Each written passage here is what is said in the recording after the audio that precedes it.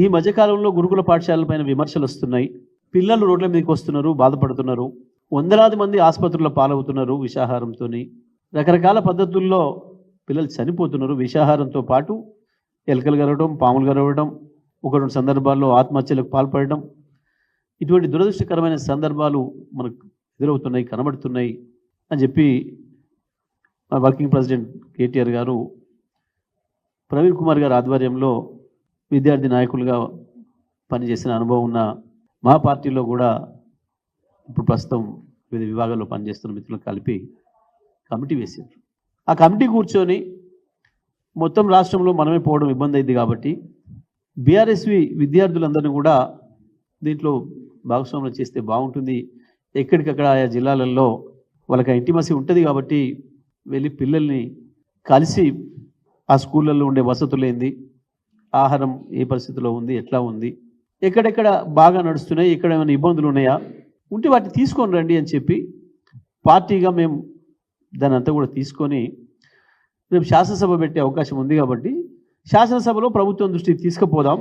ఎందుకంటే ప్రధాన ప్రతిపక్షంగా మా బాధ్యత అది.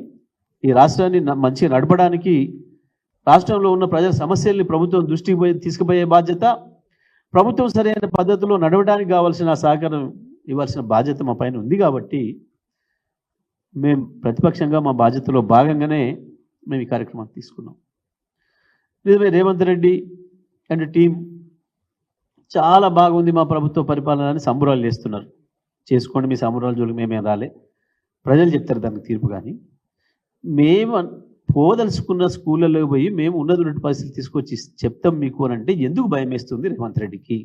ఒకవేళ నువ్వు అనుకున్నట్టు గొప్పగానే ఉంటే అదే చెప్తారు కదా. మా వాళ్ళు వచ్చి చాలా గొప్పగా అద్భుతంగా నిర్వహిస్తున్నారు, మనం చేసే పద్ధతిలో చేస్తున్నారు, లేదా మనకంటే కొంచెం ఎక్కడైనా ఒక స్కూళ్ళలో తక్కువగా ఉంది, లేదా పలానా స్కూల్లో మనకంటే గొప్పగానే చేస్తున్నారు, ఇంకా మంచిగా చేస్తున్నారు అనేది రాసిస్తారు కదా.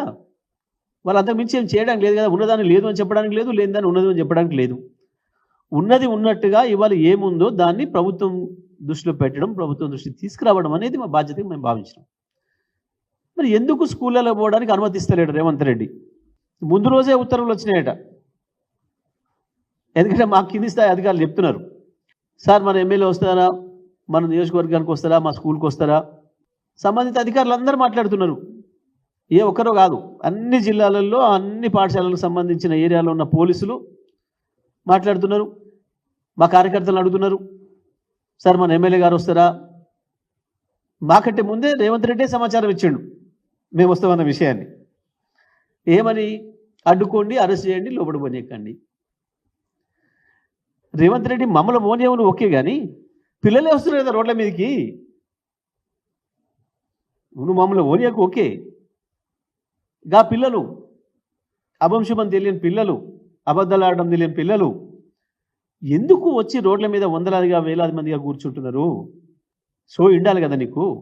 స్పష్టంగా తేలిపోతుంది, రేవంత్ రెడ్డి మా టీఆర్ఎస్వి పిల్లలనే స్కూల్ లోపలికి అడుగుపెట్టనిచ్చే పరిస్థితిలో లేడు అని అంటే ఆ స్కూళ్ళ పరిస్థితి ఎంత అధ్వానంగా ఉందో అర్థం చేసుకోవచ్చు.